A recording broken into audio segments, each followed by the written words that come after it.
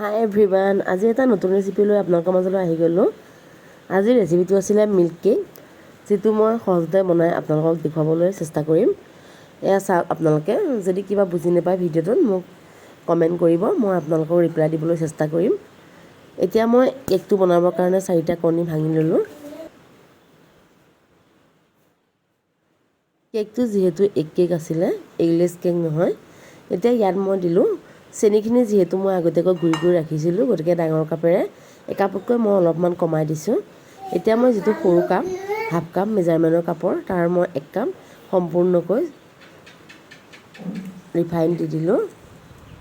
ৰিফাইনটো অলপ কম পৰিমাণে দিছোঁ। এতিয়া ইয়াত মই এড কৰিম ময়দা। ডাঙৰ কাপেৰে 1 কাপ ময়দা প্ৰথমে মই লাহে লাহে এনেকৈ মিক্স কৰি গ'লোঁ।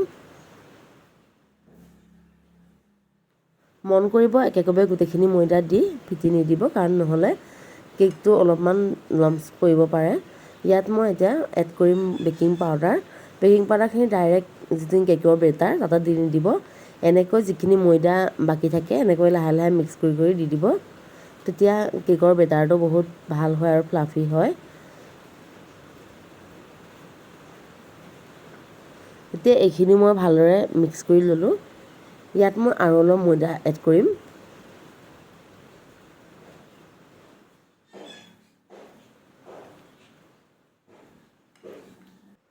আৰু অলপ মই এনেকৈ কাপটোৰ মানে অলপমান আৰু 4 ভাগৰ এভাগ ল'লোঁ। তাত মই অলপমান চ'ডা দিলোঁ, বেকিং চ'ডা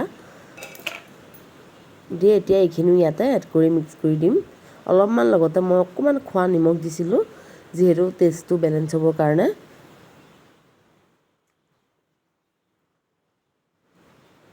এতিয়া এইখিনি মই ভালকৈ মিক্স কৰি বেটাৰটো মই এক চাইড কৰি থৈ দিম। আপোনালোকে নিশ্চয় ভাবিছে চাগে যে বেটাৰটো কিয় ইমান ডাঠ কৰিছে, গতিকে ইয়াৰ পিছৰ ষ্টেপখিনি চালে আপোনালোকে নিশ্চয় গম পাব। এতিয়া আপোনালোকে চাই যাওক। এতিয়া এইখিনি মই ইমানতে ৰাখি দিম।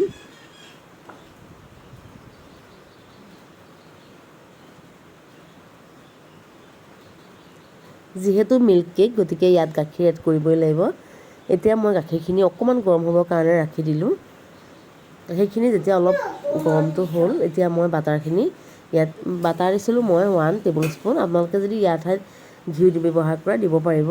আৰু লগতে যদি বাটাৰ বা ঘিউ অলপ বেছি পৰিমাণেও দিব বিচাৰে, তেতিয়াও টেষ্টটো ভাল হ'ব। এতিয়া মই অলপমান এইখিনি মেল্ট হ'বলৈ দিলোঁ। বাটাৰখিনি অলপমান মেল্ট হোৱাৰ পিছতে এইখিনি মই যিখিনি বেটাৰ আছিলে, সেইখিনি একেবাৰে ঠাণ্ডা হ'বও নিদিব। অলপমান এনেকুৱা গৰম হৈ থাকোঁতে মই বেটাৰখিনি এনেকৈ ঢালি দিলোঁ। এতিয়া এইখিনি আকৌ ভালদৰে মিক্স কৰি ল'লোঁ।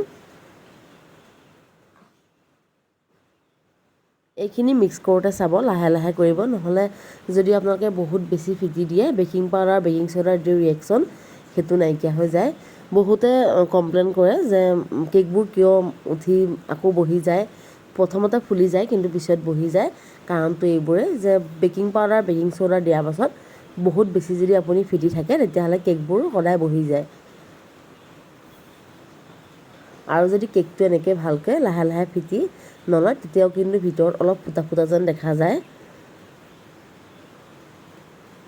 এতিয়া ইয়াত মই এড কৰিম অলপমান ভেনিলা এজেন্স।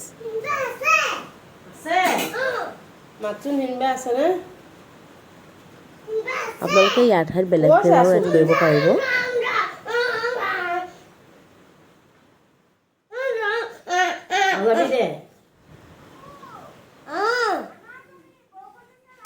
এতিয়া মোৰ বেটাৰখিনি ৰেডি হৈ গৈছে। ইয়াত মই এড কৰিম টুটি ফুটি।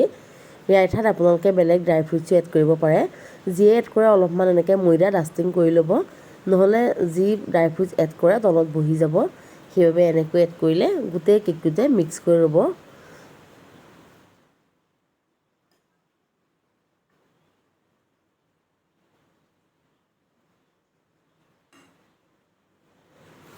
কেক টিনটো মই আগতীয়াকৈ ৰেডি কৰি ৰাখিছিলোঁ। এতিয়া ইয়াত মই বেটাৰখিনি বাকি ল'ম।